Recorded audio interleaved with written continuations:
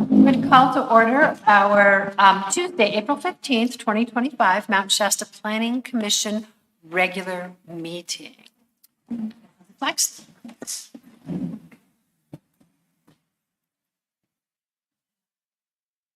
I pledge allegiance to the flag of the United States of America, and to the republic for which it stands, indivisible, with liberty and justice for all.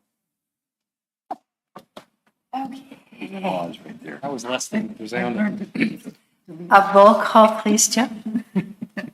Commissioner Cohn, Here, present. Commissioner Higuera, Here. Commissioner McDowell, Unknown. Commissioner Pardee, Here. Commissioner Sarian, He announced that he let us know he wouldn't be here, and Chair Finley. and I'm here. Thank you. Okay, item 3, public comment. This is an opportunity for people to come and speak to us on an item that is not on this evening's agenda. If you're interested in coming up and speak, you would have 3 minutes. We have possibly no interest, so we're going to move on to item 4, which is our consent agenda. And the item on our consent agenda is our minutes from our regular March 18th meeting. Commissioners, I can leave this on the consent agenda if there's no edits, adjustments. Good. I'll move to approve the minutes. Or you can approve, I think that you approved the consent agenda, actually. Well, is that, so we so seldom have done that. I move to approve number 4 consent agenda. Linda moves, do we have a second? Seconding. A second. And Cindy Lee seconds, all in favor, aye. Aye. Aye. Aye. Opposed? None. Motion passes unanimously. Item 4, this is an action item on our planning commission. There's been a request to change our meeting time. Jeff? Yeah, all we're asking is to approve resolution PC 2501, which is attached to the packet, which is a resolution of the Planning Commission of the City of Mount Shasta approving a time change to the regular Planning Commission meetings.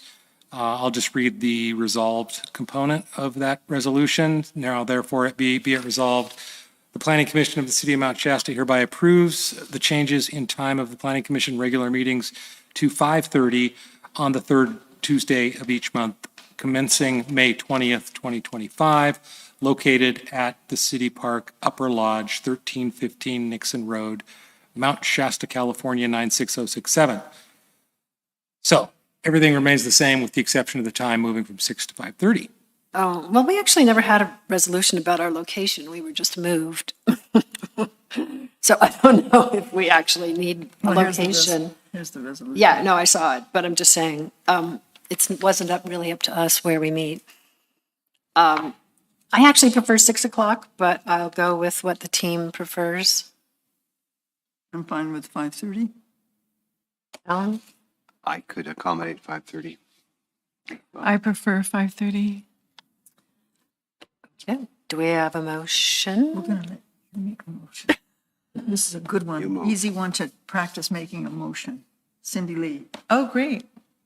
So you can make the motion if you like. So I move you look at your agenda item, Look at them on the agenda, number 5. number 5.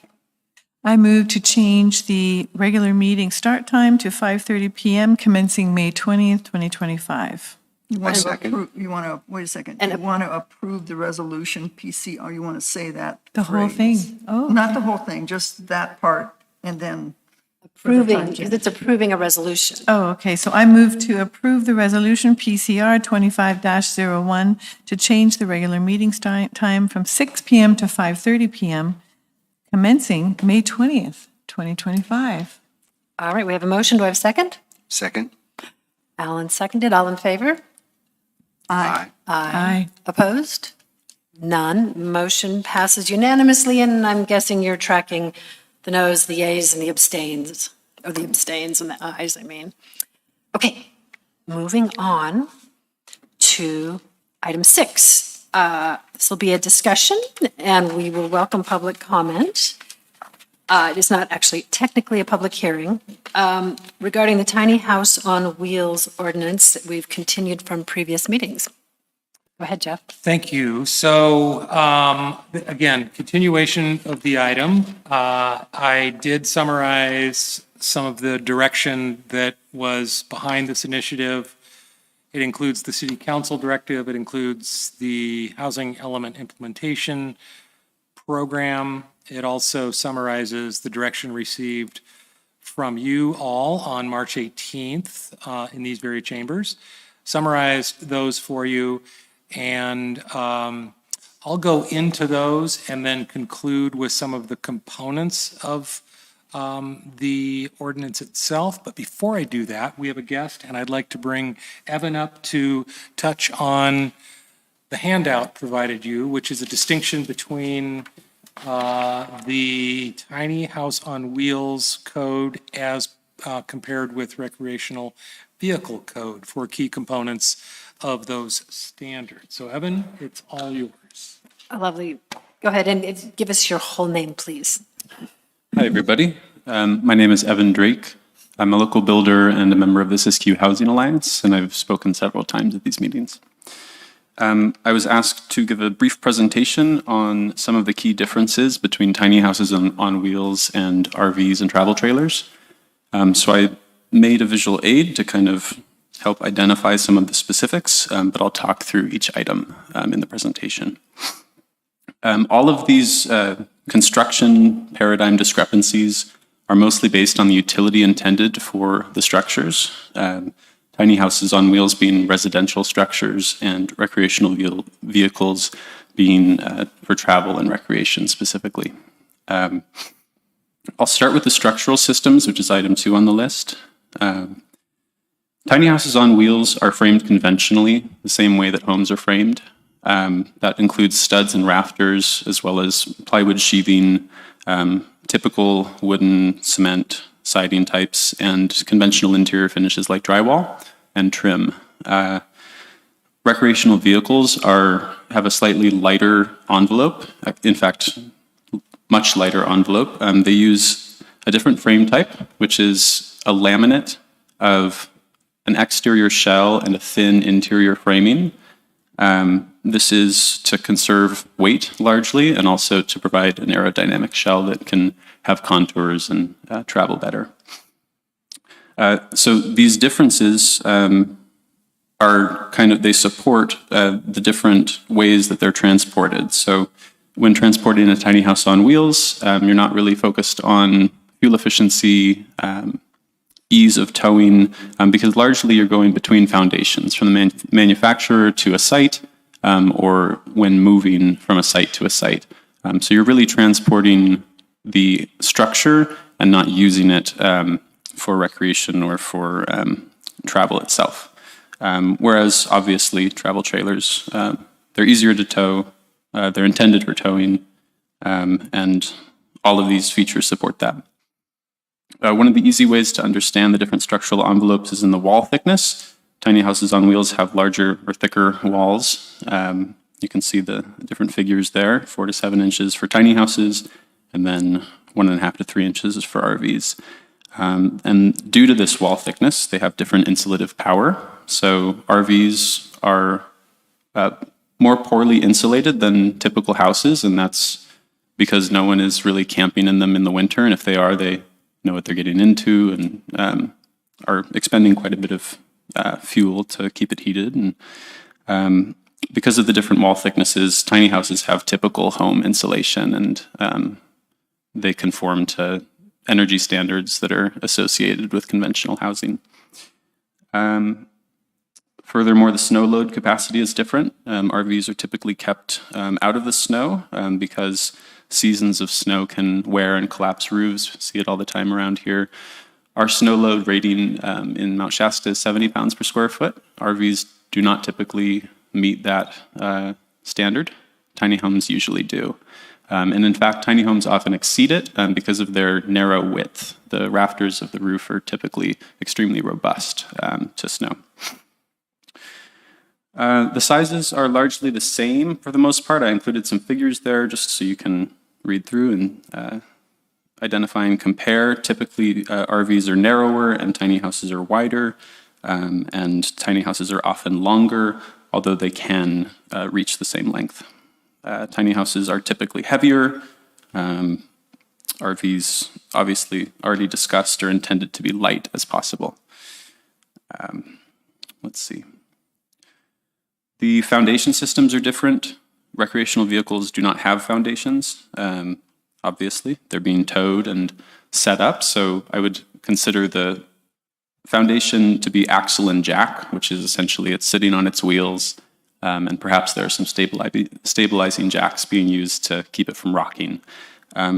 This is also true for tiny houses, but typically, because they're residential, they are connected to a permanent foundation, which most commonly is a pier foundation with anchors, but also can be a stem wall in certain cases. And in fact, the stem wall foundation for a tiny house is a really wonderful solution if they're going to be more permanent. The electrical systems are different. It's a hookup for RVs, and it's usually hardwired for tiny houses.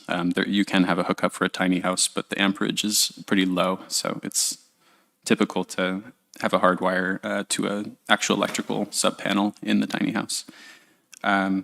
Water supply is very similar, hookup versus hard connection. And the waste plumbing is very different between tiny houses and RVs. RVs have black water tanks that are usually transported to dump stations for the black water to be emptied. That's toilet waste, typically in shower. Tiny houses usually have a hard sewage connection. Repair is different. It's a specialist versus a conventional handyman or contractor. This is partially because, it's all because of the different structural systems involved, but it's also just more conducive to residential versus something that can be towed to an RV specialist and repaired in a shop. The lifespan, this is just the first one. I placed it first because it's important, but I will mention it almost last. Tiny houses have a very different lifespan than recreational vehicles, and that's a big part of why they're more suited to long-term occupancy. They last as long as a house, sometimes longer because of their simplicity. So 50 to 100 years is conventional and common for this style of construction, whereas recreational vehicles, as vehicles, typically deteriorate within 30 years. I listed certain certifying and regulating bodies. It's not really a structural concern, but it is just something I wanted to mention. Tiny houses, it's still ambiguous who certifies, which is partially why I'm here. There are different avenues toward it. RVIA is the RV certifying body. It's a trade association that regulates the construction of RVs, and it can be used to certify tiny houses and to potentially get insurance for tiny houses, but it's not the only way. The IRC, the International Residential Code, has an appendix called Appendix Q that specifically references design standards for tiny houses. That appendix is for tiny houses on foundations, not on wheels. Lastly, the local building code, which is partially why I'm here. To summarize, tiny houses on wheels and recreational vehicles have distinct functions and distinct intentions for their manufacture, and so have very different structural systems and lifespans. And as a final note, I would just like to say that in our discussion of tiny houses and in creating ways of compliance in Mount Shasta and in Siskiyou County, I'd like to also look into certifying tiny houses on foundations, not just on wheels. I think that they're equally viable for residency and might be simpler to permit at a local level than tiny houses on wheels.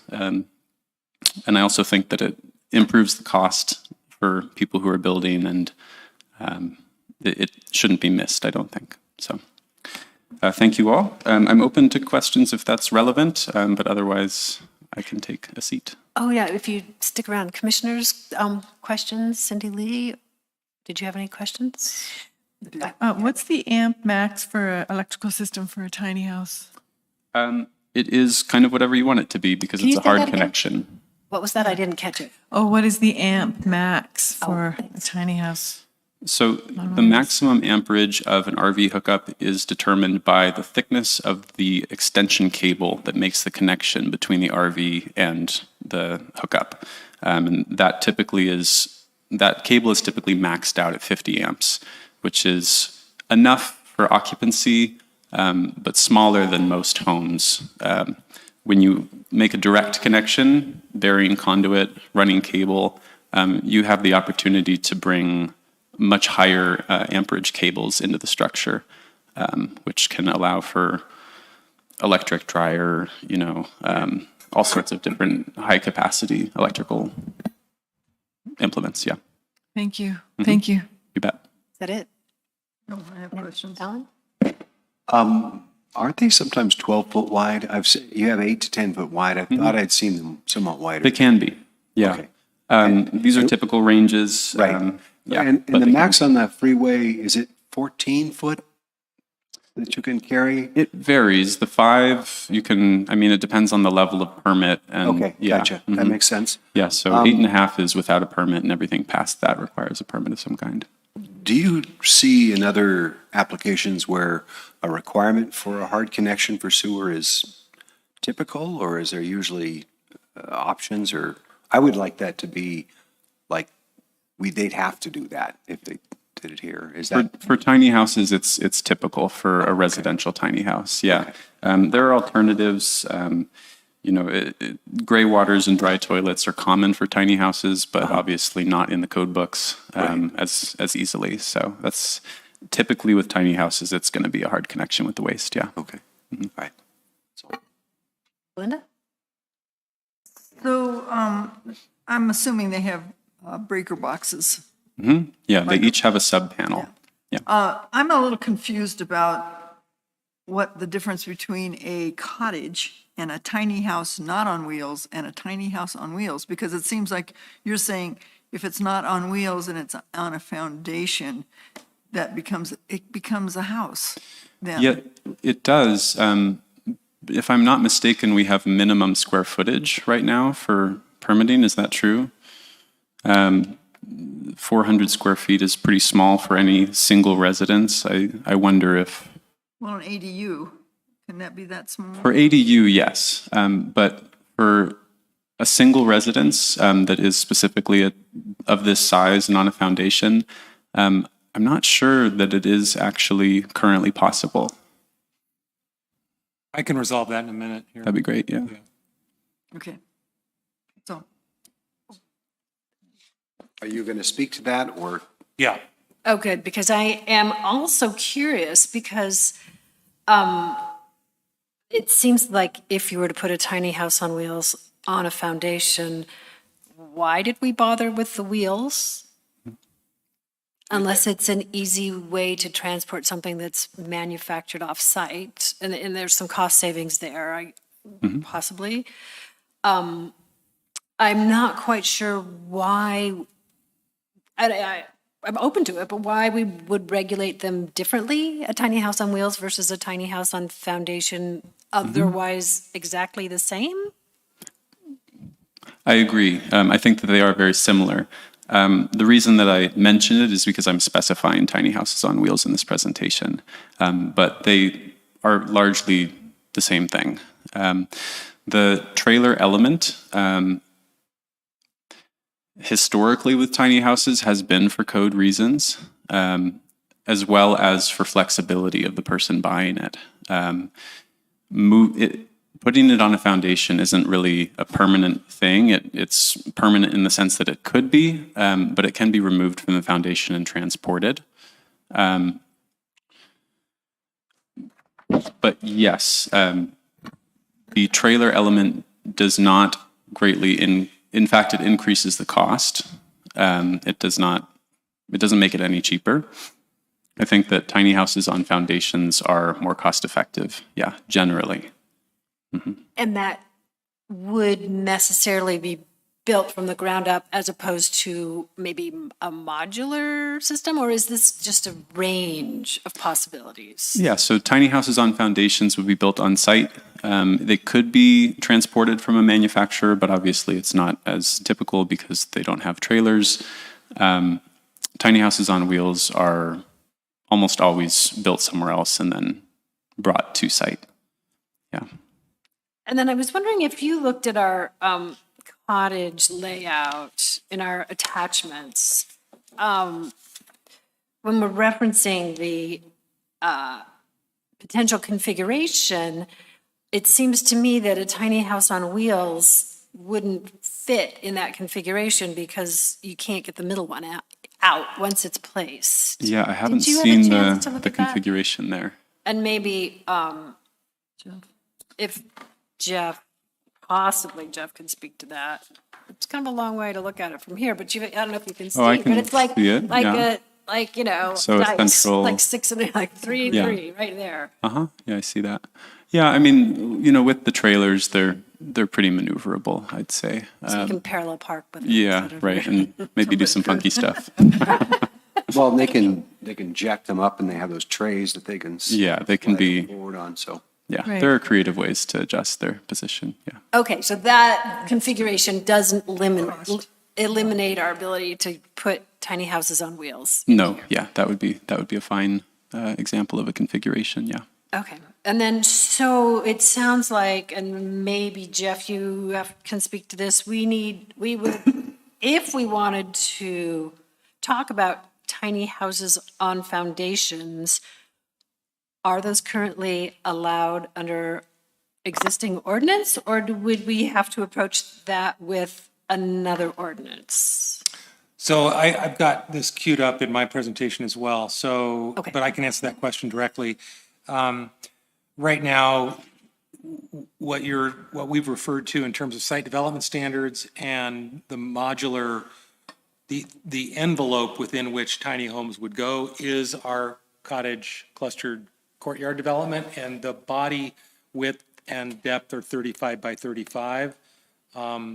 Those are maximums, so we could conceivably, if we want to go down as a group to whatever the minimum recommended size would be, then we would write that in the code as superseding to any provisions elsewhere in the code. So if it comes in, whether it's on wheels or on a foundation, we would so reflect that in the definitional standard in the ordinance, so it's very clearly defined what we're talking about. And then if it meets that definition, then all the subsequent code applies to that typology alone. Tiny house on foundation, tiny house on wheels, cottage. Capture it all. And then all of those site standards and landscaping standards, the cluster development, the open space amenities, the skirting of a wheel, should it be there, materials, construction standards, all that would apply.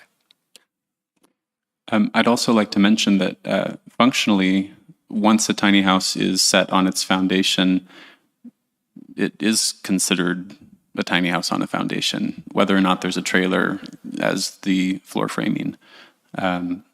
So with the appropriate anchors and the appropriate foundation, we may not need to distinguish between wheels and no wheels, because we won't be permitting tiny houses set on their axles.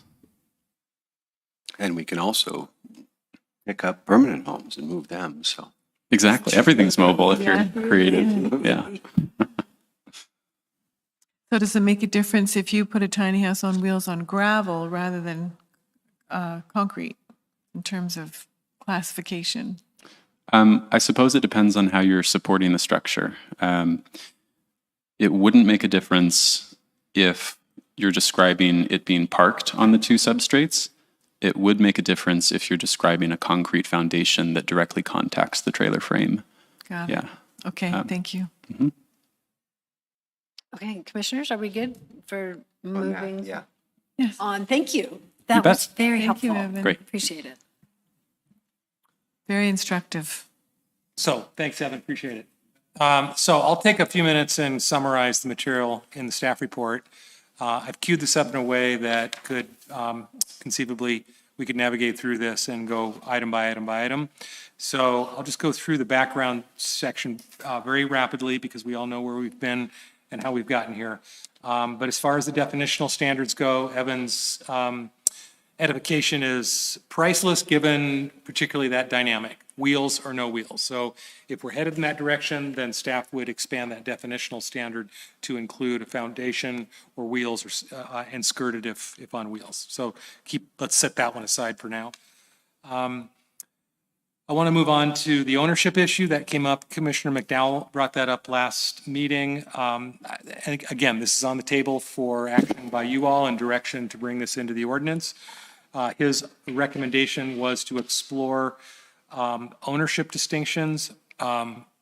We could talk about the intent behind that. But I think what was floated last time was the ownership distinction by zone, so that our 2 zones and our 3 zones, all units would be allowed to be owned individually. So these units could come and go individually in these residential zones.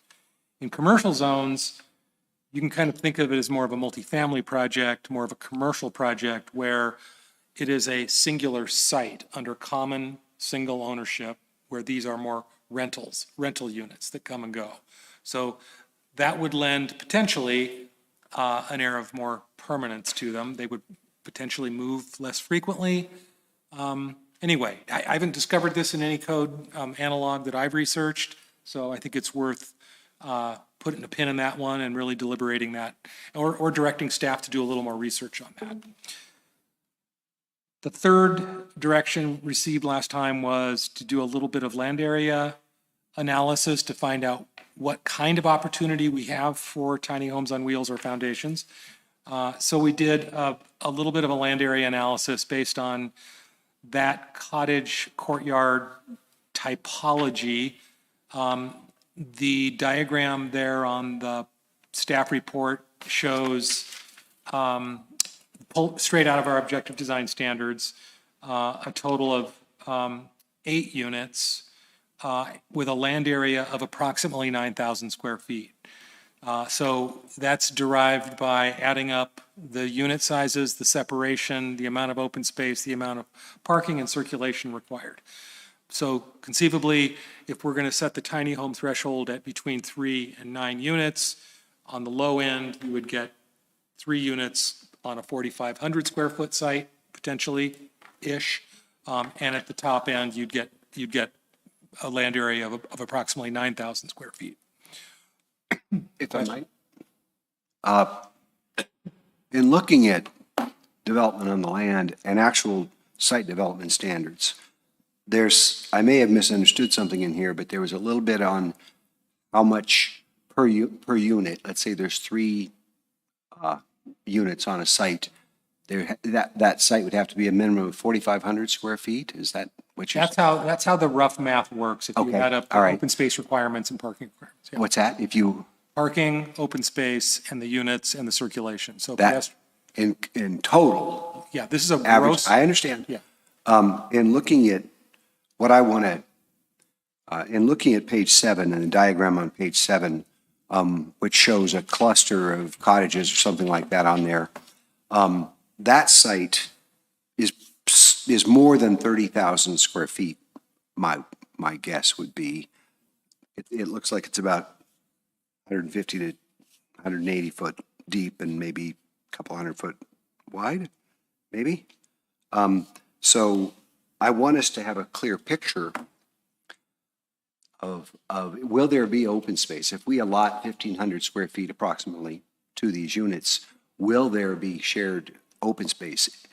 And if not, how do we, and if we want that, how do we ensure that? Got it.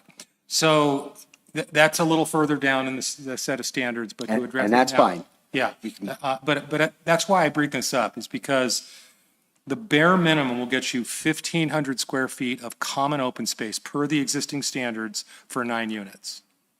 Okay. And that common open space includes parking, circulation? No. No, so that's in addition to. So the standards that are in our existing objective design standards say parking is separate, pedestrian access, frontage to front door access, and the common area, open space, all that is a different standard.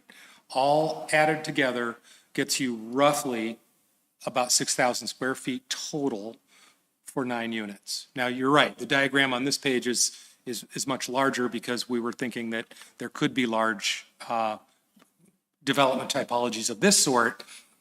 You touched on the last meeting, Commissioner Pardee, the premium placed on flat land on the side of a mountain, which further compounds, this analysis. By my analysis of the mapping on the following and the diagram on the following pages, those 15 sites, I think, yes, 15 sites that are so appropriately zoned and sized appropriately for a tiny home on wheels village of at least three units, potentially up to 9 units, nothing above that, with the exception of 2 of these sites are big enough. I tried to break that down to give you a sense of the order of magnitude or scale of this potential opportunity. I think based on this analysis, we have very limited opportunity for tiny home villages of this sort, where we're really seeing a handful of these 9-unit pods, if you will, or villages. I think it's going to be in the single digits in terms of opportunity site potential. I think it's very much more likely going to be clusters of 3 or 4 as the primary opportunity, given the topographical analysis if you laid it on top of this. But still a fair amount of noodling to do if you really want to get inside that number to understand the full potential impact. I just want to return to scale while we're talking. What would you estimate this floor space in this room would be? Is this room about 30 or so wide by maybe 50 foot long? About a 1,500 square foot. About 1,500 Yeah. square feet. So this is the area dedicated to 1 unit and the shared, and the separate shared open space. Well, this is actually about the open space with units, No, I understand. right? So this would be common, Yes. all centered per that diagram, right? Okay. So beyond the analysis of potential opportunity, I want to talk briefly about the ordinance outline itself. And I think this is where we could walk through section by section, dial this in, get direction from you. I'll take notes. We'll see where we are at the end of the discussion. Certainly ask Evan for kind of some industry expertise, should that be needed. And then if you guys are so inclined, you direct me to come back with this in ordinance form at the next public hearing. We get public weighing in on it and then move forward for as many hearings as it takes to adopt. Purpose and intent is very clear. We've talked about that. We're here because the housing element program suggests we be, and we've received city council direction to explore this. The definitions I've talked about, we would expand that to include foundational units as well as wheeled units potentially. Right now, that tiny home village size is 3 at minimum and 9 at maximum. So that's a number that's on the table for deliberation and direction. I'm going to speed through these rather quickly and stop me if you want to weigh in at this time, or let it settle and weigh in at the end, okay? Well, I'm weighing in. I think it helps, it's hard to remember from point Okay. to point, so I like Yeah. the Weighing in as you discussion. go? I Okay. like the discussion. around it. So let's take that one then. Are we still, this is previous direction, this number. So does 3 tiny homes a village make? Or are we really and is 9 a maximum? Or does it feel arbitrary? It feels very arbitrary to me. Why not two? If you can squeeze two into a space, why not use that opportunity? Well, For me. if that's the argument, why not one? If we're not talking a village, and I don't care, you know, if there were a little spot where somebody, instead of building a home, wanted to put a bow on it, I don't have a problem with that. Okay, so then if we eliminate the minimum, then someone could come in with one. We could put two because But one's we- the ADU. But we fall back into a minimum single-family lot size, don't we? Right, but they could put a tiny home wheel on any lot, right? So Yeah. are we saying that tiny homes on wheels or foundations are now synonymous or interchangeable with that of a single-family dwelling? That's a question for you. I think so, but I'm not, It sounds like well, I guess why shouldn't they be? what would be the distinction, really? They're very small. The intent, maybe this will help. The intent of the overarching direction from our housing element is the city will consider preparing amendments to the municipal code to provide for the development of tiny house villages for non-transient occupancies, to allow for a different, more affordable housing typology. So it's up to you to interpret that. Does our current code disallow one of these tiny homes on wheels now to be put on a Yes, single-family lot?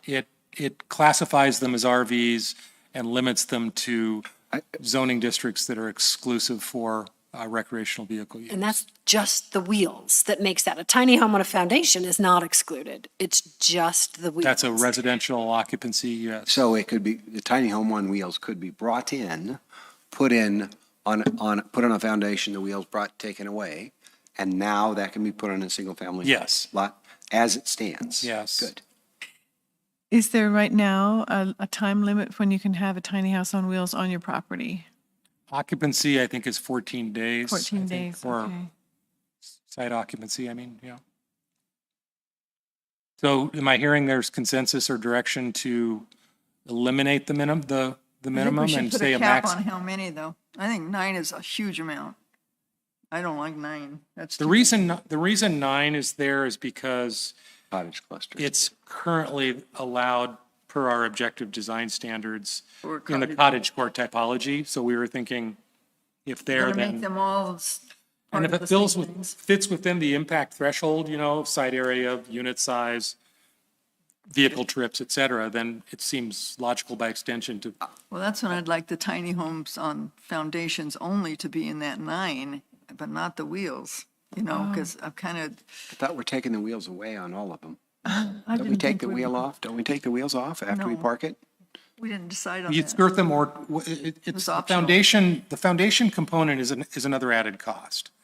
So it's cheaper methodologically to get that unit in there, skirt it, drive it in, skirt it, or drive it in, drop it on a foundation. But don't the wheel carriages go away? No, Do they?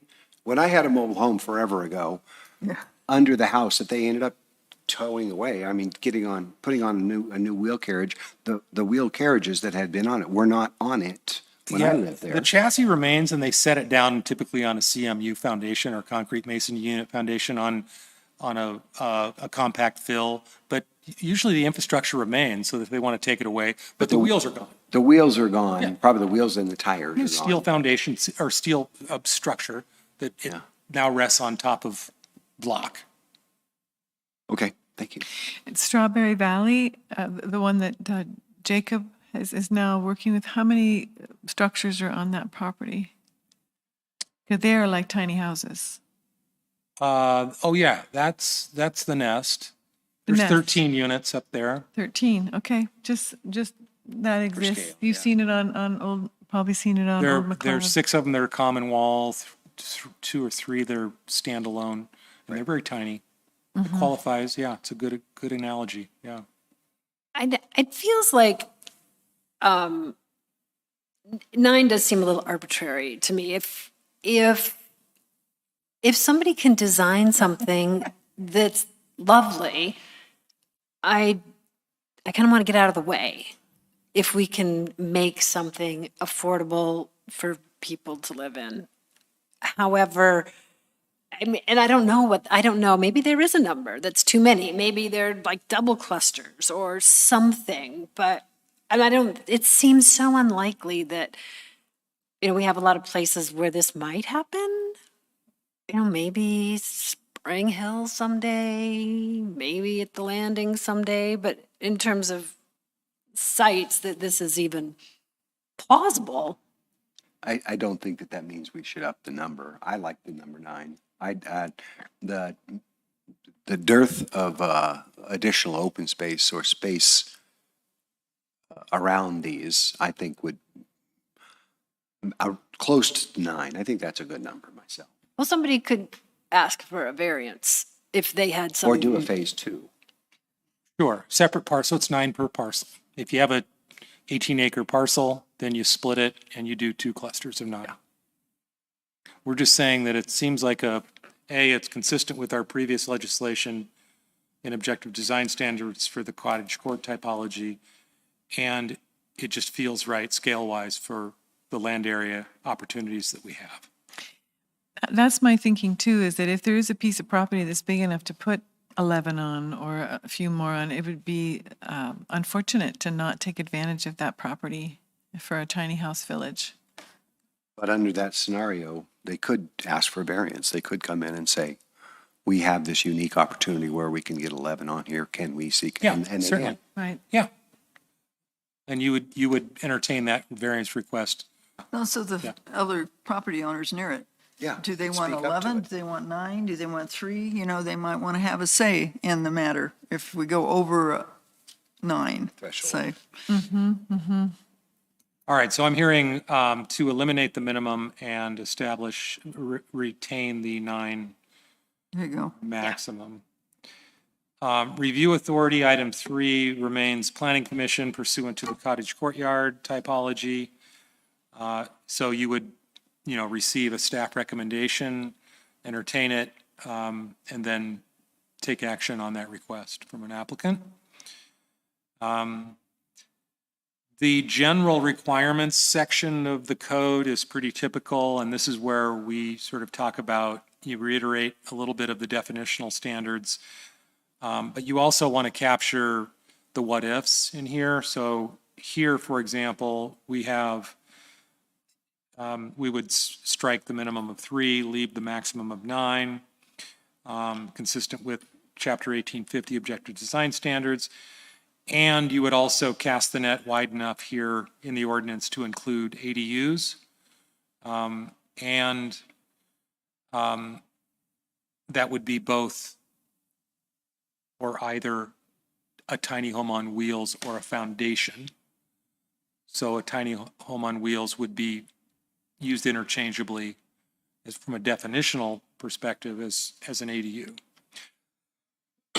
Right now, the state law allows us to do that. It's up to local jurisdictions to expand, and most jurisdictions that have entertained this legislation have started with this. That is, allowing ADUs to be tiny homes on wheels. So what we did in our housing element was say, let's go above and beyond because we want context-sensitive housing in this courtyard cluster cottage typology, so let's explore the villages. And so this general requirements section would say that succinctly. Zoning districts would be allowed by right under design review. So what you're seeing, your entitlement that you would issue is an objective design standards review, similar to affordable housing or all multifamily housing now, right, under these objective design standards. So the zoning ordinance in R2, R3, C1, and C2 those use tables would be expanded to include tiny homes on wheels subject to planning commission review for consistency with objective design standards. Can the R3, why does it have to be individually? I mean, Yeah, same. why?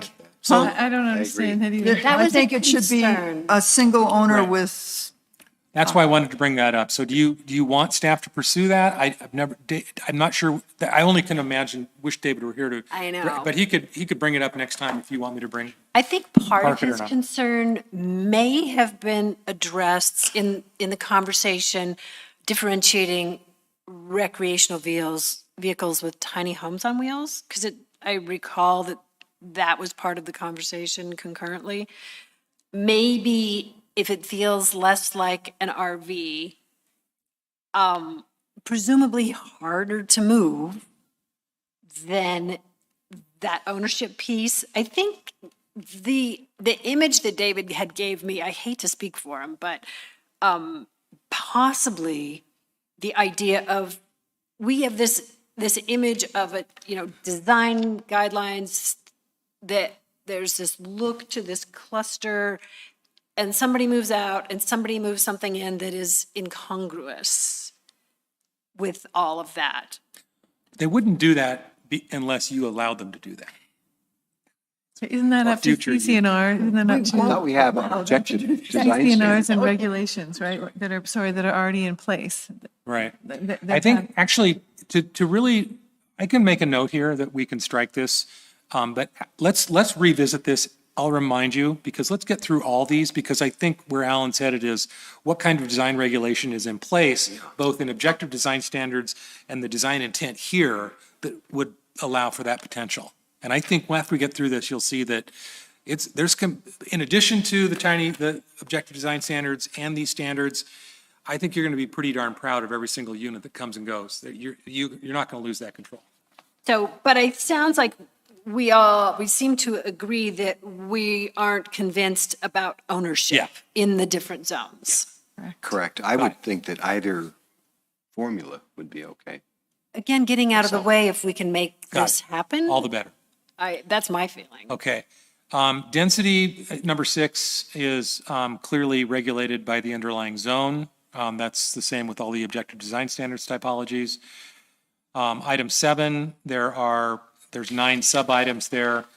And then item 8, I've broken these into tiny home development standards, similar to our code, and then design standards. So think of the development standards as everything on site that isn't designy.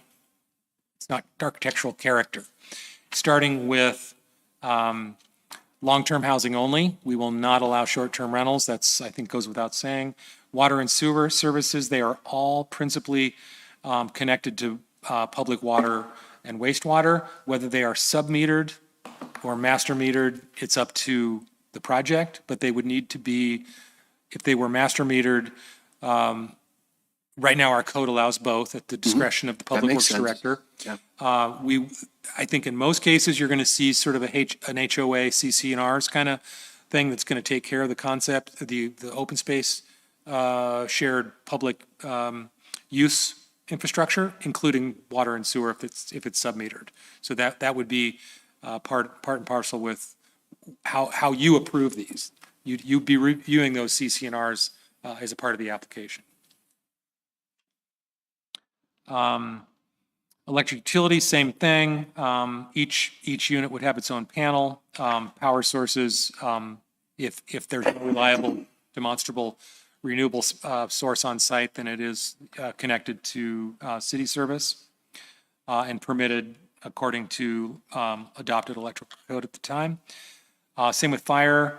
It goes without saying that, fire access to these, we're hoping, and I can't think of an example of all the sites that I've seen where the access standards that we provide here to allow a tiny home to come and go are synonymous with fire access to fight fire on site.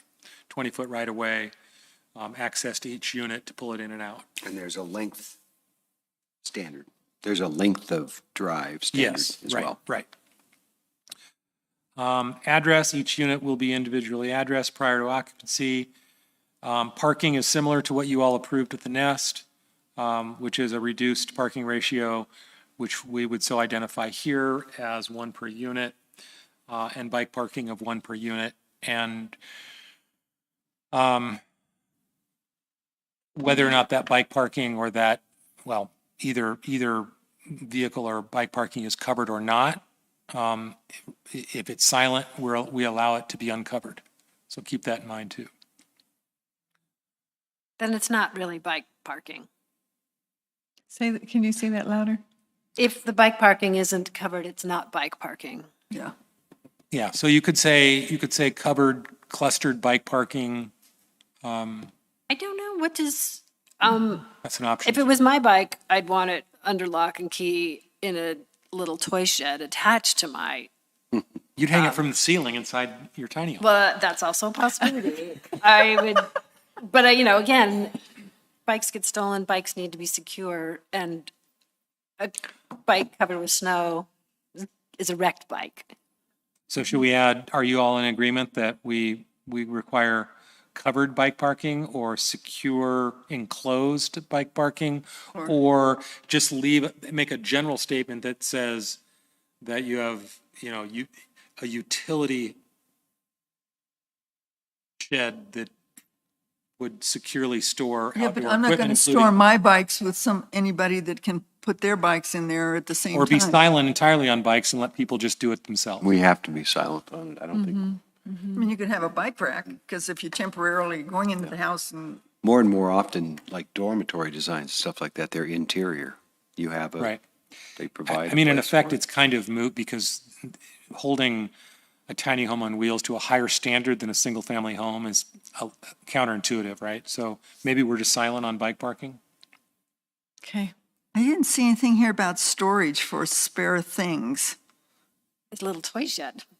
Yeah, the toy shed, right? I mean, is everybody supposed to be so minimalistic they don't have anything? Or are their lawn chairs going to be sitting outside their home? Yeah, again, I keep coming back to the standard of how, to what degree are we requiring a regulation on a tiny home that we wouldn't on a single-family home? So let's use that as our barometer as we're moving forward. Okay. Moving to number 7, waste storage. This is centralized, closed, garbage recycling. So that is concealed as part of the common area maintenance standards. Common areas and open space, number 8, comply with the 1,500 square feet for a cluster of 9. What I'd like to do is explore more direct standards that I did, by the way, I did add, the landscaping is down here, which is really going to crack this one wide open. So let's pause on that. There's a little heavier lift on what we want to do with landscaping with these. So let's Where are we looking? But let's talk about, lighting, our existing code for residential is not, I don't think, adequate. yeah, so lighting here applies in our objective design standards. Did we do full cutoff, downward Yeah. facing? We did a very robust set of I lighting forgot standards here. already, sorry. Yeah. Other standards, setbacks, buffers, screening, lighting, and that's why I tried to put that catch-all in our objective design standards, because that really goes pretty far with cutoff and downcasting and minimum globe or maximum globe height.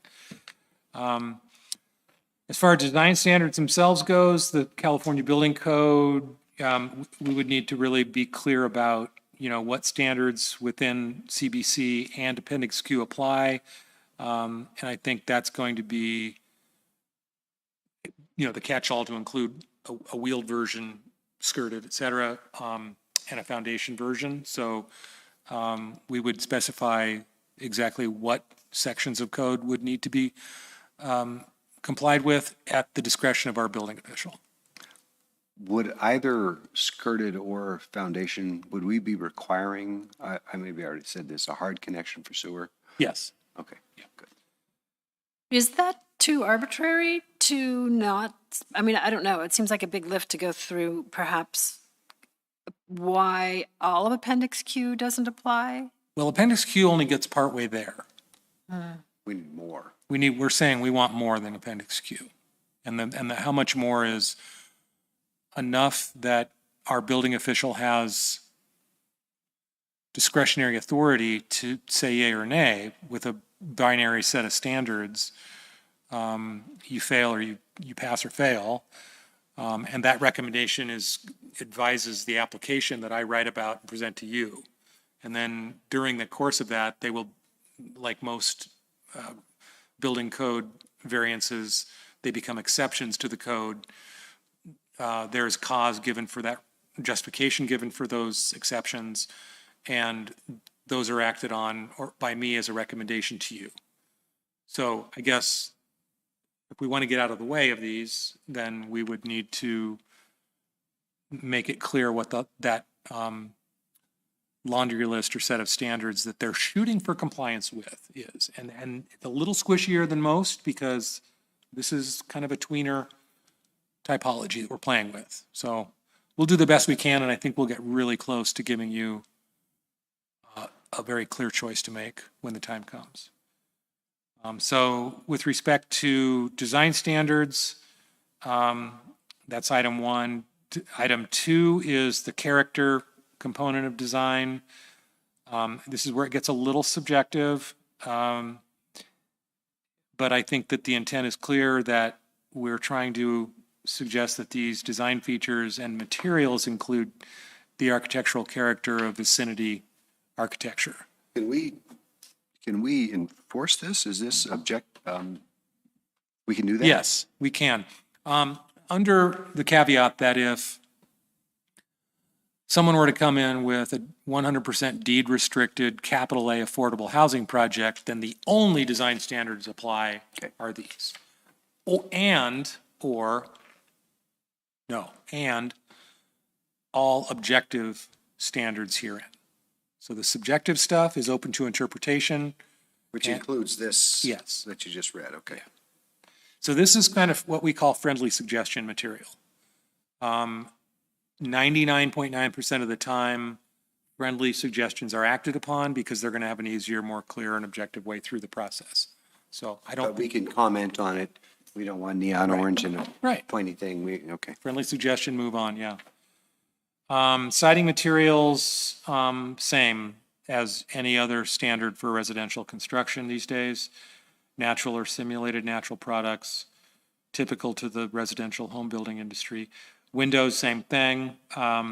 Double pane, exterior trim featuring design components that are similar to residential windows. Roofs, I established a minimum pitch of 1 in 12, which gives room for different interpretations of a traditional gabled form or a more contemporary shed or flat roof form. So 1 in 12 gets you enough architectural variation, I think, from a roof form standpoint, with the caveat that snow load calculations are really going to drive that analysis. So mechanical equipment shall be screened, if not incorporated within the structure itself. Sewage connection, hard connection, not portable tanks, black tanks or gray tanks. Power, same thing. CRC, California Code of Regulations, electrical code would prevail. Skirting for those on wheels would have a rigid appearance complementary to the siding of the unit itself. So not just landscaping or shrubbery or drapery, really need to be a hard, rigid material. Parking surface itself would go so far as to say it's either asphalt on base rock to public works standards or an equivalent permeable material or non-permeable surface. So that's wide enough open to bricks, Yeah, permeable right. cement. We tried, that's a pretty wide standard to play with. If you're in the WUI, that means you got some fire construction concerns to deal with. This is almost moot because right now we're all in a high fire hazard severity zone. The entire city is now within it based on FEMA's recent mapping. So we will be pursuing fire hardening standards within the new local hazard mitigation plan induced safety element update, which is going to be coming for you all starting in June or July. So there will be a hook in item 11 to all that. That's the, I wondered. General design standards, everything that's applicable. This is the catch-all. Everything applicable in our objective design standards, here's our hook. Site design standards, same way. I want to make sure it's really clear to these folks that there's a lot of good stuff in this, in our objective design standards, from lighting to landscaping to site design standards for this typology, so it all applies. And they're all defensibly objective. Landscaping standards, I put these on here just to crack this open a little bit more, because I think there was a lot of concern last time about when you increase the density of a given housing type, there comes a certain responsibility to, if done well, to endow your project with some taste and character, to give it, to soften its edges a little bit. So greater density comes with greater responsibility for site design standards, particularly landscaping, in my opinion. So that's why 1850 went so far as to identify these landscaping features. We have to be careful because of the, again, fire hazard stuff that's going to change landscaping. We also have to be careful because of the water efficient landscaping state law requirements for landscaping projects in excess of 500 square feet. So we have the water efficient landscaping analysis that needs to be approved by our public works director if they come in with a lot of landscaping.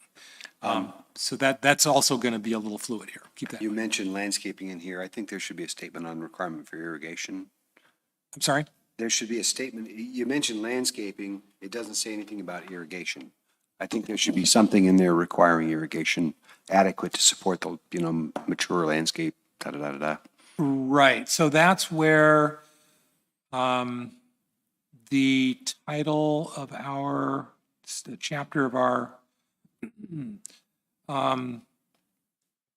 species, item 2.2, species shall meet the minimum standards in conformance with the California Model Water Efficient Landscape Ordinance.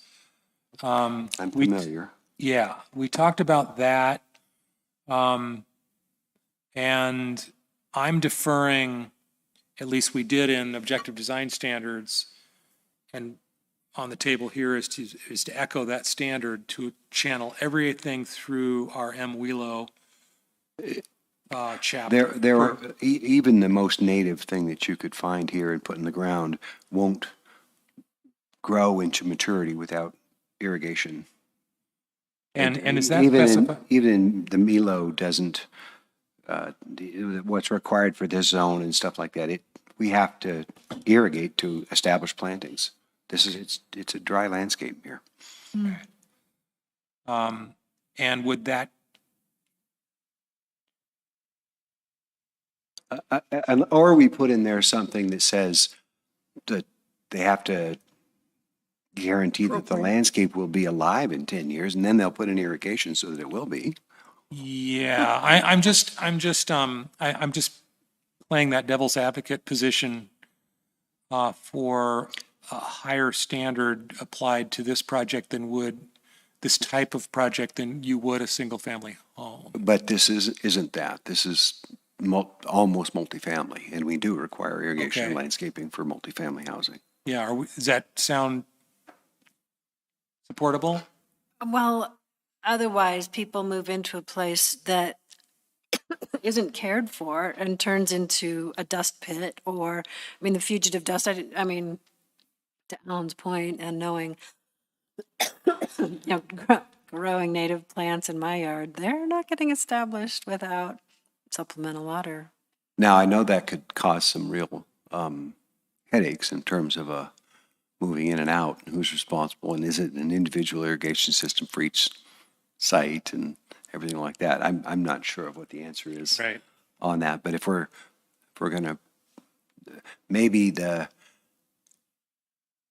plan for care and maintenance of landscaping. Yeah. Well, multifamily projects, I need to, I'll pull from current analogs inside the code. I'm sure for our R3 zones. I mean, we didn't require it here. This is an exact excerpt. So right now, a multifamily project that comes in tomorrow would not be subject to that requirement. Yeah, I know. We've had to argue through that in the past. Something to put on the to-do list, perhaps. We didn't have Alan here when we went through our objective design guidelines. And Okay. the single-family home, isn't that one? I mean, one tiny home, Well, maybe that's wouldn't, a bad analogy. Forget I said that. I Okay. rephrase. all right. I'll let It's a you go. multifamily comparison.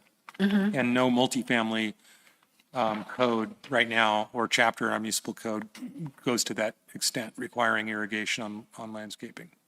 Right, we've required landscaping, and Right, we've quantities managed and- to strong arm into watering that landscape. Right. And so the reason I'm caveating this with the FEMA fire mapping is that might supersede some of that anyway. How so? I need to look at it, but I've read the briefing so far and,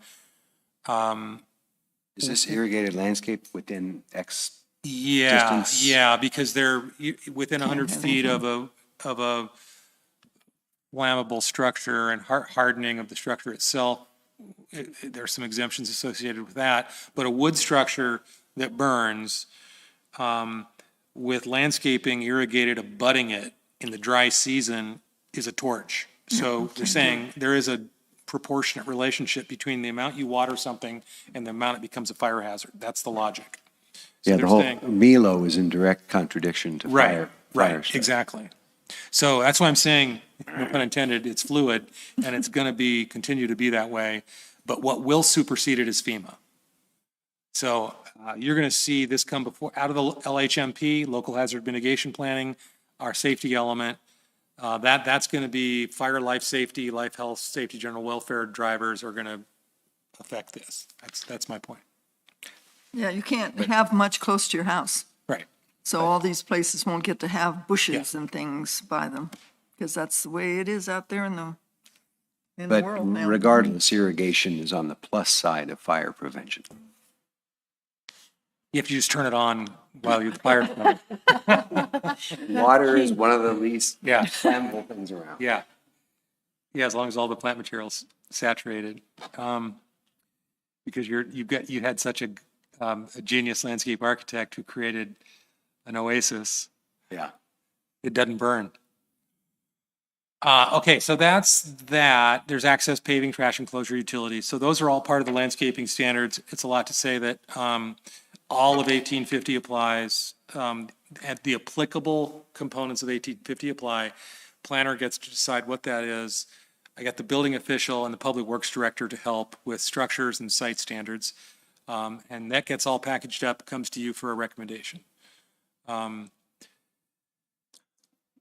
With that, I'm ready to move forward with an ordinance that gives you a cohesive set of standards to look at in ordinance format. That's going to come to you well in advance of the usual distribution time for packets. I'd like to get it out to you at least a handful of weeks in advance of a public hearing, so you can come as prepared as possible with the nuts and bolts. Direct staff accordingly. We'll give Tucson and David a chance here to weigh in. More testimony if needed, public involved, bigger bite at the apple collectively. Could I speak to another thing? Yeah. In terms of density, I wanted to get back to that because I was concerned about the overall. I hadn't read the underlying zoning density provisions apply. So for 10 units, if you're only doing 10 dwelling units per acre, if that still applies, then you've got plenty of room. The 1,500 foot area, there would be a lot more than that. Right. Exactly. In buffer and Right. everything else, Yep, there would be a you whole lot would. more. You'd have lots of wiggle room on site. You'd average a little over 4,000 square foot per unit, Yeah, not right. 15. I know the minimum's 1,500, I understand, but Right. that gives me some, feel better about that. In the commercial sites, it's more like 2,200. 20, yeah. So, and that's, You could get a little tighter program, but I think it still would be roomy with the minimum standards. that does in R2 and R3 though, back to irrigation, that does provide a lot of non-paved, non-building area that homes moving in and out of having some way of taking care of the landscape that will remain. I don't know how other places have done that. I mean, if you end up with a really dilapidated, uncared for, dried out landscape, it's a fire hazard. Yeah, there was, the one that I liked the most had a sort of a service side and an amenity side, and it was laid out that way. So from the street, you saw the amenity side, and, the service side was a loop, 20-foot loop access, and everything was kind of backed in up at an angle. They were angled in a way. And so essentially the permanent infrastructure that was your character statement in the form of fencing, screening, landscaping, amenities, et cetera, was permanent, and the unit sort of backed into its space surrounded by those permanent elements. That, to me, that concern gives more credence to David's concern about ownership.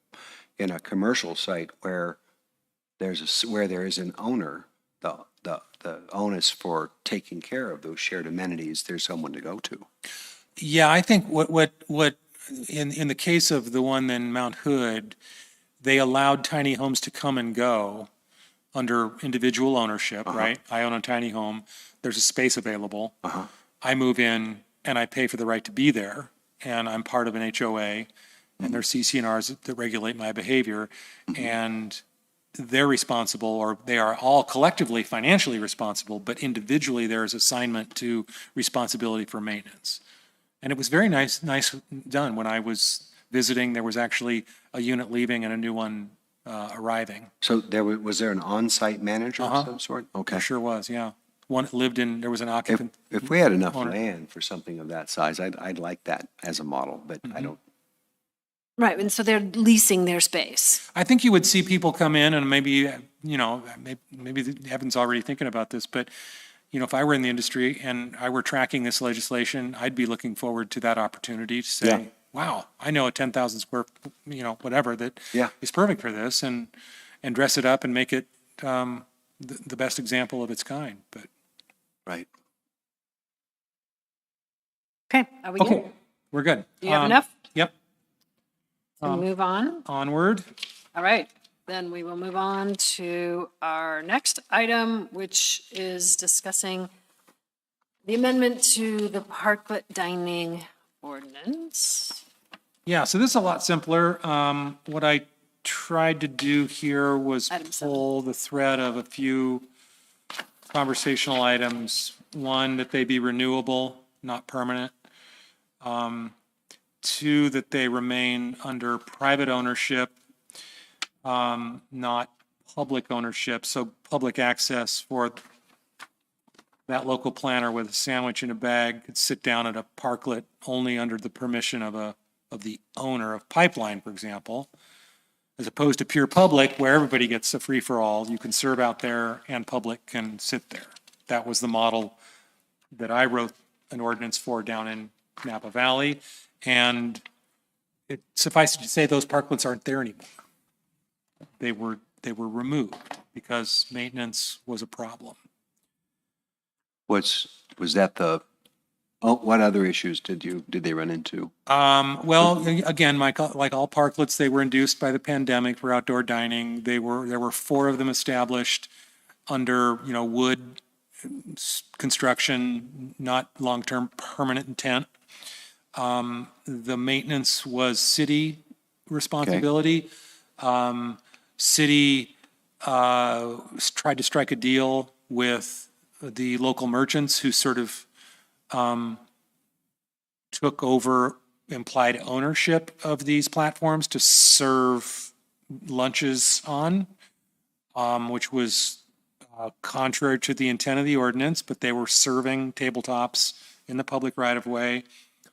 while also allowing the public to use them, which blended the public-private responsibility threshold a little to a degree that everybody was pointing at everybody else to maintain it. They didn't get maintained. They fell apart. The tab to repair each one was excess of $10,000 per parklet. Nobody could agree. They scraped them.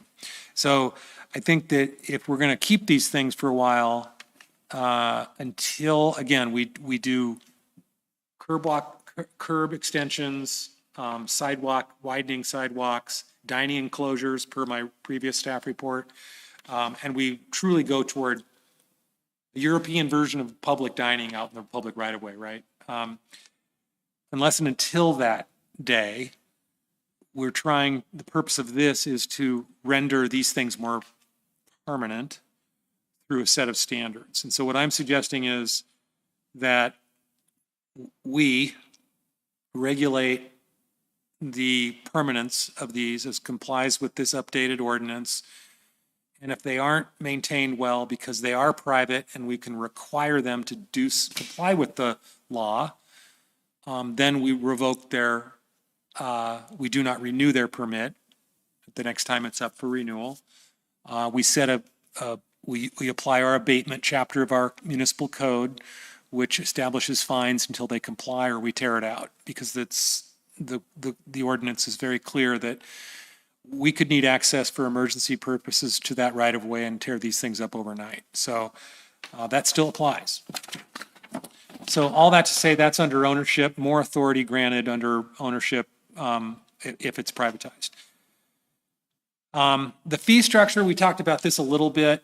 Staff strongly, after vetting this with other cities and other attorneys and our local city attorney, that the leasing model is not a good model to lease public right of way. It's not an instrument that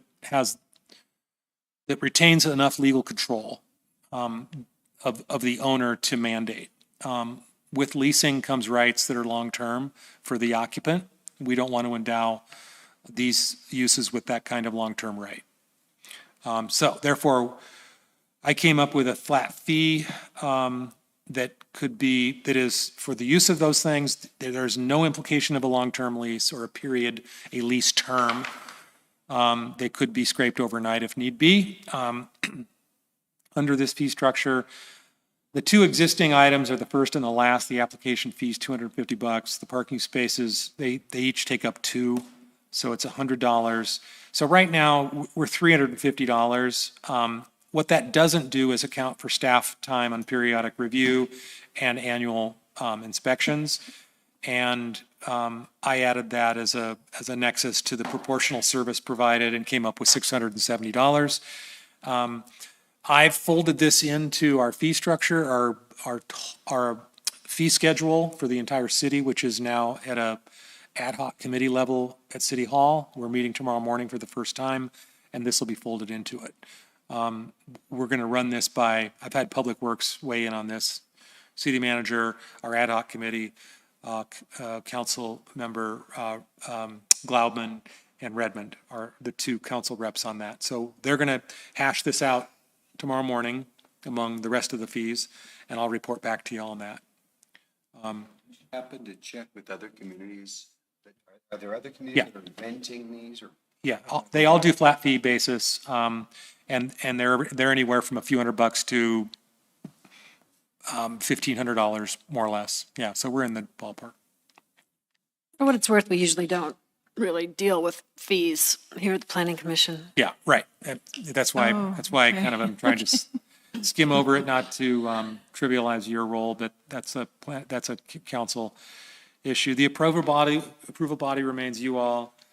As far as design review goes, staff's recommendation is to retain the existing 1903-080 A through W, which is the design standards, with the following addition. This I pulled together from some precedent parklet ordinance in my previous community and tried to make it fit here. But parklets must demonstrate structural and design permanence at the determination of the building official and/or planning director, considering factors including but not limited to structural integrity, decking rigidity, railing strength, material durability, structurally integrated vertical elements. No wobbly things hanging up in the air that don't mean anything. Commercial grade materials specified for exterior use. That's a big one. And the evaluation criteria are going to carry that purpose into some bite-sized standards. Construction materials and techniques. The plans must specify that those materials such as masonry, heavy timber, cast iron, steel frames, techniques appropriate for commercial application and long-term durability. Vicinity design context, parklet design character shall explicitly reference desirable vicinity context such as distinguishing architectural and streetscape qualities. So all that to say is the power is in staff's recommendation to you that was carried off. So if a parklet puts a purple Ferris wheel in front of Sparky's, you can say, show me where you're deriving a purple Ferris wheel from the desirable character of its immediate vicinity. But that's not desirable. Desirable. That is a non-conforming sign. Nothing against purple Ferris wheels. I'm just suggesting that perhaps a purple Ferris. Yeah. So I'm concerned with the fact that it's now a solid, two parklets slammed together in a big wood wall. That's the way. I know you like to run across the street in the middle of the And wall. you know what? The other ones I've seen in other towns, they're a little more open. They have plantings, all that kind of thing. And I don't know whether it's because our community is a snow community or whatever, sometimes snow. But I'm kind of concerned that the designs, neither of these are actually. Yeah, so that's very interesting. So I heard you last time, and I looked at a lot of the communities that have gone from temporary to permanent. I also asked my city attorney down in Calistoga and Santa Paula down in Ventura County, because they both went through this painfully, because of this very issue. And everybody said, don't do it. Don't do what? Don't make it permeable. Don't make it like light and gauge, transparent, back and forth between the right-of-way and the deck in your public right-of-way. These need to be People poking bunkers. out. It's one thing to go in, it's another You thing need to ricochet off at 25 miles an hour. Teams though, like hanging plants or something, we can Or- still make it prettier.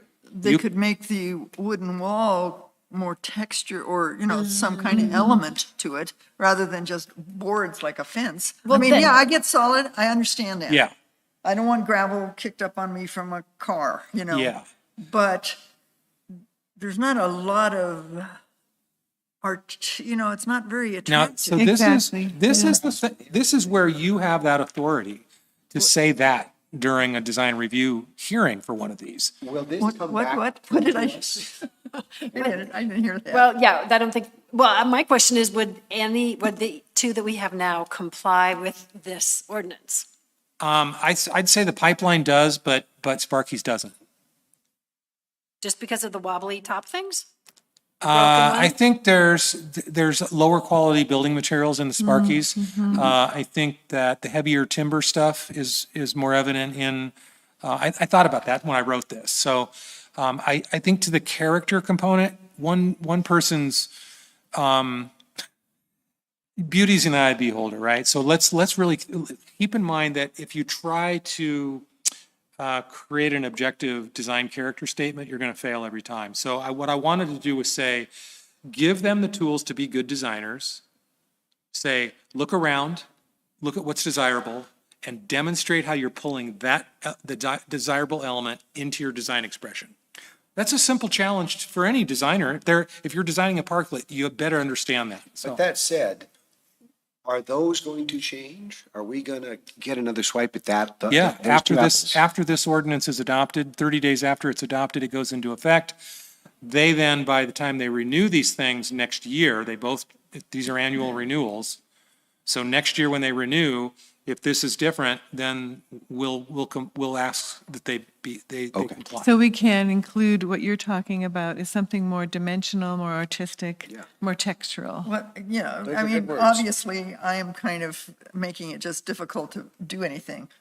So, I- but I- I'm just, there the just needs aesthetics to are be important. something that softens it, or, you know, whether it's, Well, that is a concern always, anytime something new is placed in the city, is that it somehow matches the feeling tone of Yeah. our village. Like yaks, you know?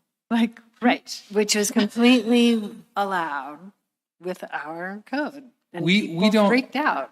okay, okay.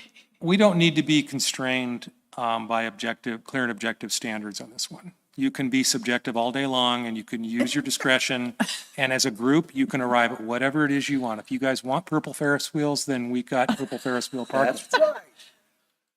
what is the We purple don't ferret? want purple ferret. Are they down there? All right, we, just to tidy things up, but do you feel like you've given us your presentation and I can maybe make sure I'm getting everything from the team here? Yeah, so again, what I'll do is come back with an ordinance. I'm not sure I want to load this up on the same day. I don't think we really want to crack open two ordinances on the same day. This But, one shouldn't be that hard, you know, unless we get, huh? You're right. I could come back, you know, it's going to be a public hearing and we'll get the public coming in and Well, I suppose it's not going to affect these guys until next year anyway, so it doesn't matter. there's no rush on the parklets, believe me. I think There I'd rather could wait be. on that one and really do tiny homes and then, That sounds Okay, good. okay. I like that too. All So right. does anybody else have any comments or questions about parklets? Because of course I still do. No. Okay, so I'm wondering,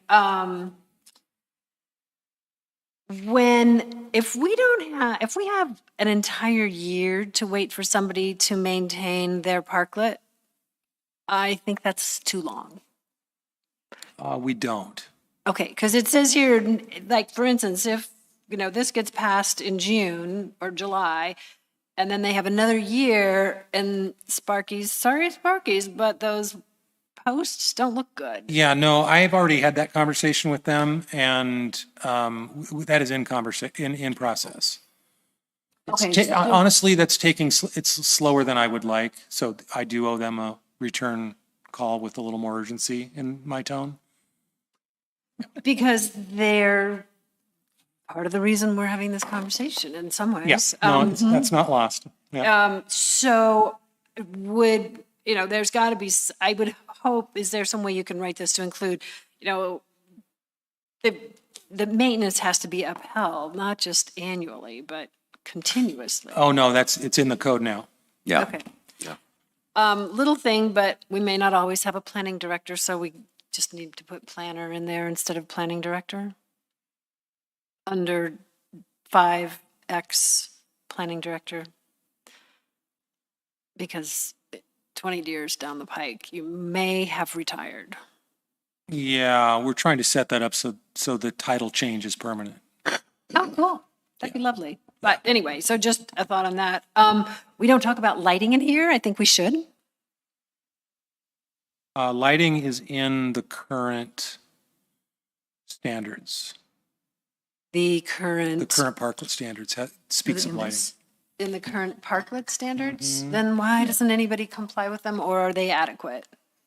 They're adequate. Yeah, they Are they comply. not? Because we don't have downward They're facing. ornamental. Yeah. They're ornamentals. Yeah. So can we have downward facing ornamental? Well, I mean, if you're have to do asking with for an the lumens? amendment to the existing standards, then we could explore that. Doesn't it have to do with the lumens? What has to be blocked? I thought there was some, Well, if we're gonna go down the dark sky path, that is a place to work on. I don't know. I like the ornamental style of light. I think because- they look bec- cute. And they turn them off at night. I mean, when they close, they're off. It's not like it's a parking lot. Well, and that, And they that would added- be fine with me, they- if they turn them off. They do, don't they? I don't know.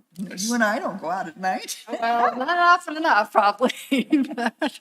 But I mean, if they turn them off, I mean, I think it's an ambiance that's way more pleasant than a downward facing.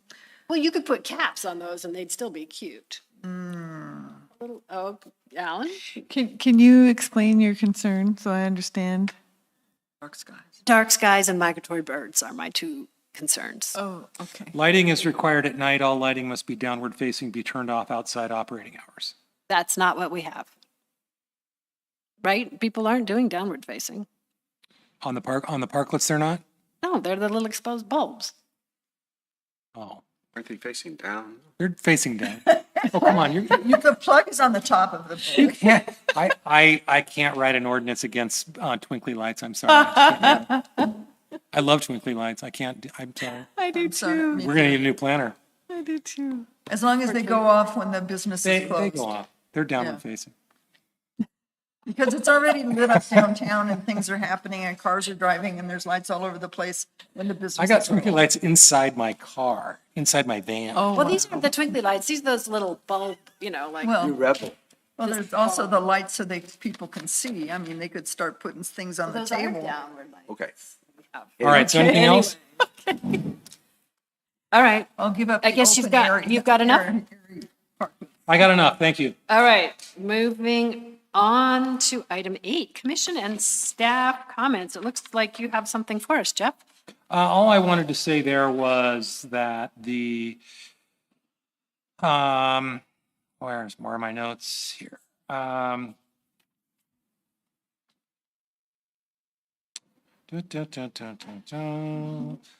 Don't forget to go online. Did you do the survey? Today. What survey? Okay.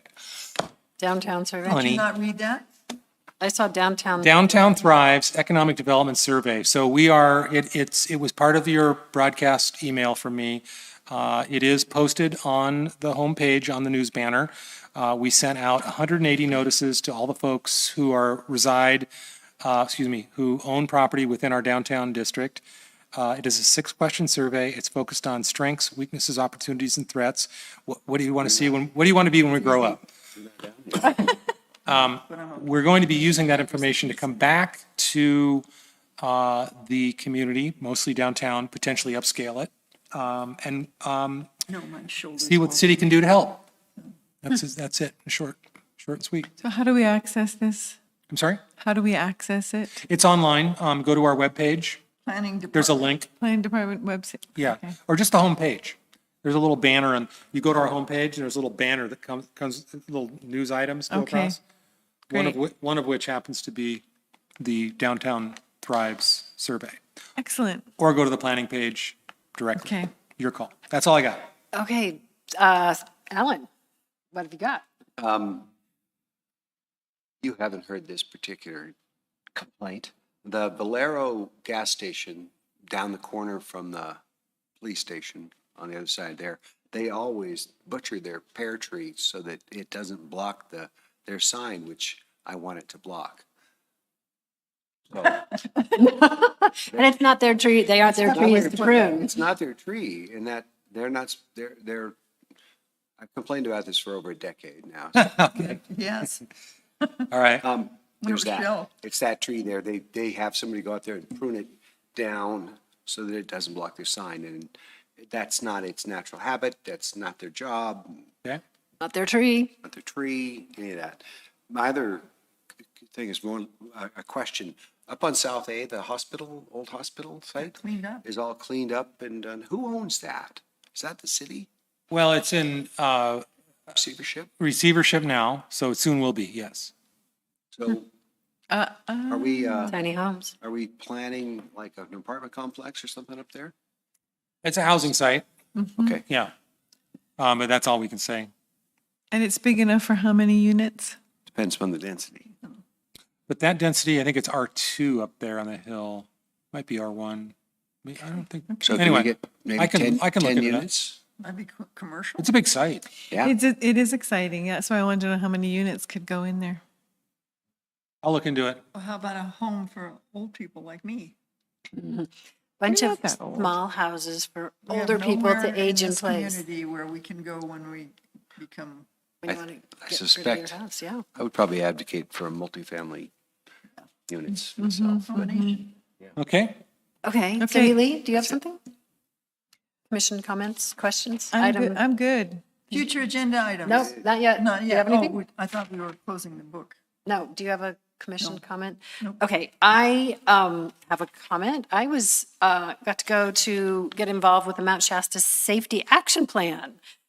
And maybe you can chime in a little bit to help out, but the city is also working on making travel in Mount Shasta better and safer.